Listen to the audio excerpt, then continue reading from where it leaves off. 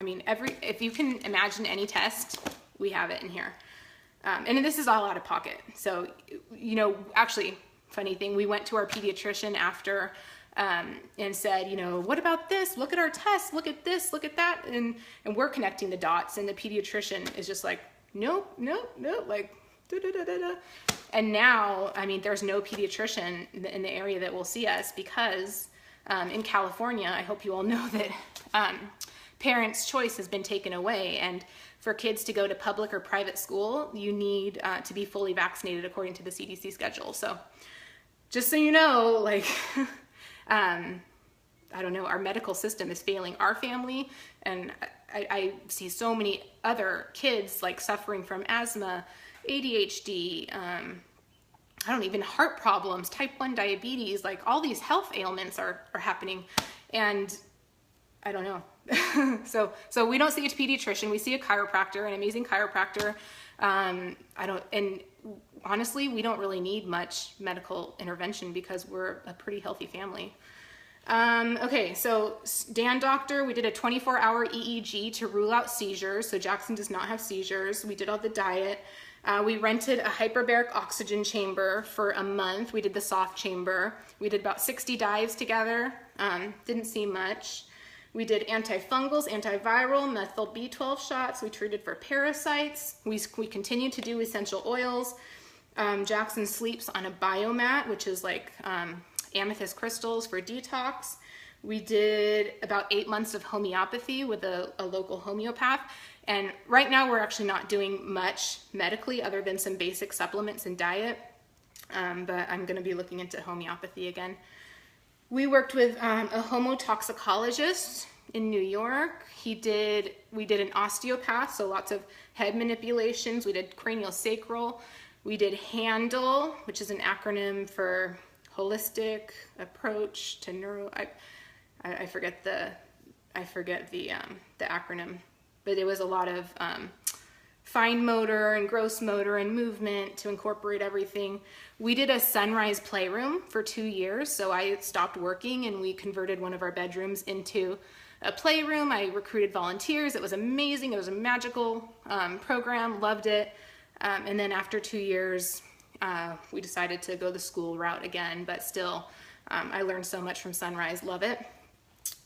We did and continue to do CBD oil. We did a little bit of chelation. That's something I'm gonna look into again. We did a glutathione IV to give him massive amounts of our body's natural antioxidant, glutathione. We did a mitochondrial cocktails because we found lots of problem in his methylation in his mitochondria. And we went to Panama for stem cells. So that was maybe 2 years ago. We went to Panama. There's a big community of kids with autism that have done it multiple times and seen results. For us, like none of these interventions were like aha magical. Like Jackson today is doing okay, but none of these have been aha interventions for us. The Ion Cleanse foot bath, again for detox. For a while there, I haven't made it for a couple months, but I was making the GC-MAF probiotic yogurt. So you make it with the powder. I bought it online from our holistic doctor.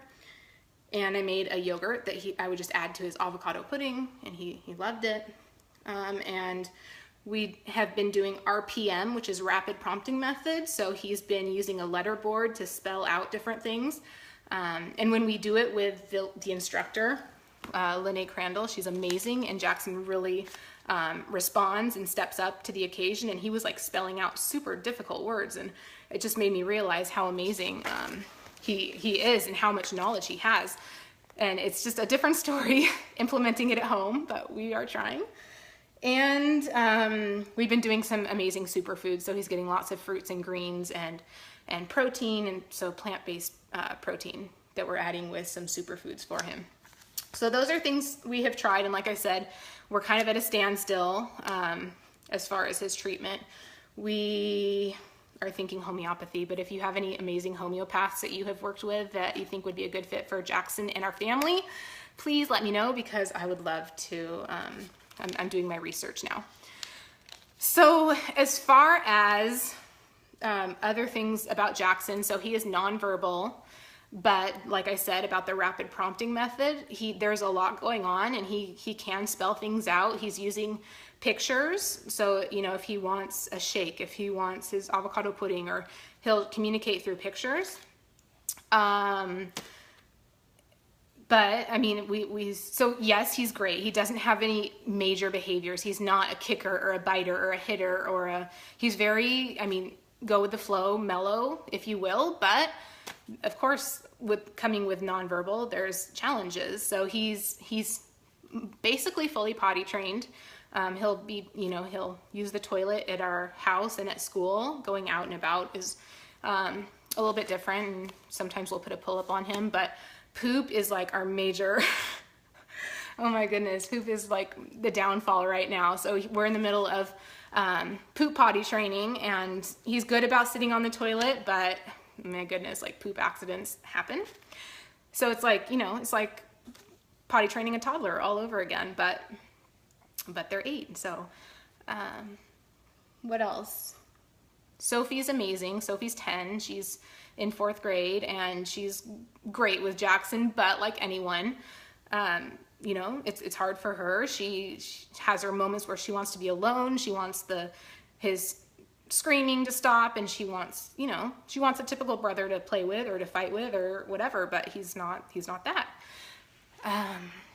But it's an amazing learning experience for her, and that's just our life.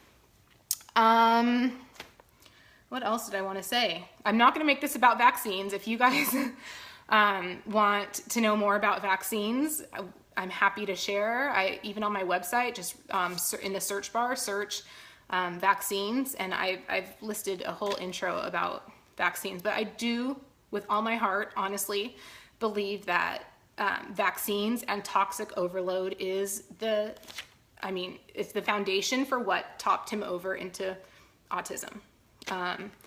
The other thing I didn't mention that is in one of our tests with our binders is that he has an MTHFR genetic mutation.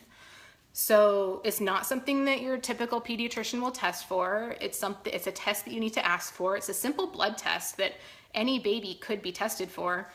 But essentially, it will tell you if a child or a person has a more difficult time detoxing. So, I mean, this seems like a really important test for everyone to know about, because if you have this genetic mutation, it's the MTHFR genetic mutation, your body is not going to detox the typical things. So like for Sophie, she does not have this genetic mutation, and she could detox the components of vaccines, and she could detox the food, the genetically modified foods that she was getting that I didn't know about. But for Jackson, no. And the other thing is Tylenol. I don't know if you guys know much about children's or baby Tylenol, but I'm a good mom. I followed the pediatrician. They said, give some Tylenol before and after a vaccine. What I didn't know back then is that Tylenol depletes the body's glutathione. I just talked about glutathione. It's the body's natural, most powerful antioxidant.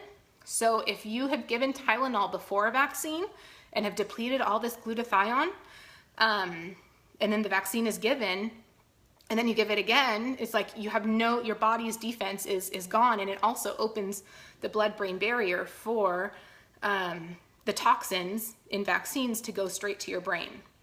So number one, asked for and insist on the MTHFR mutation, and I'm sure pediatricians will not give you that test, but go to a naturopath, go seek it out for the sake of the health of your kids. Like, you want to know if there's any genetic susceptibility of your body's inability to detox.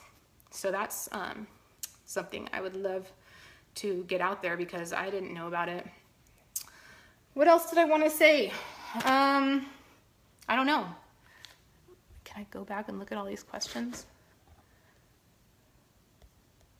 I'm going to have to go back. There's so many people that joined, and there are a lot of questions. Jennifer says you can also test for MTHFR with a genetic service using saliva. Is that 23andMe, Jennifer? Yeah, that's some good information. So my thing is, like, be armed with information.